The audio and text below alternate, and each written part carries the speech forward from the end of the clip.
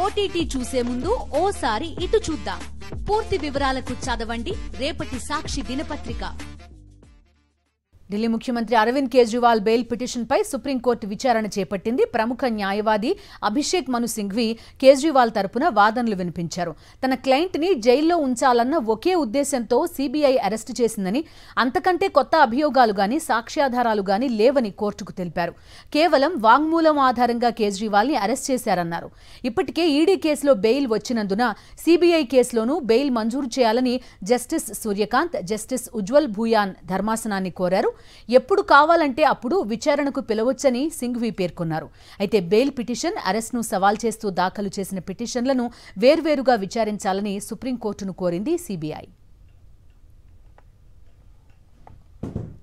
ఢిల్లీ ముఖ్యమంత్రి అరవింద్ కేజ్రీవాల్ బెయిల్ పిటిషన్పై సుప్రీంకోర్టు విచారణ చేపట్టింది. ప్రముఖ న్యాయవాది అభిషేక్ మను సింఘ్వి కేజ్రీవాల్ తరపున వాదనలు వినిపించారు. తన క్లయింట్ని జైల్లో ఉంచాలన్న ఒకే ఉద్దేశంతో సీబీఐ అరెస్టు చేసిందని, అంతకంటే కొత్త అభియోగాలు గాని సాక్ష్యాధారాలు గాని లేవని కోర్టుకు తెలిపారు.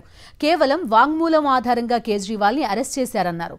ఇప్పటికే ఈడీ కేసులో బెయిల్ వచ్చినందున సీబీఐ కేసులోనూ బెయిల్ మంజూరు చేయాలని జస్టిస్ సూర్యకాంత్, జస్టిస్ ఉజ్వల్ భూయాన్ ధర్మాసనాన్ని కోరారు. ఎప్పుడు కావాలంటే అప్పుడు విచారణకు పిలవొచ్చని సింఘ్వి పేర్కొన్నారు. అయితే బెయిల్ పిటిషన్, అరెస్ట్ను సవాల్ చేస్తూ దాఖలు చేసిన పిటిషన్లను వేర్వేరుగా విచారించాలని సుప్రీంకోర్టును కోరింది సీబీఐ.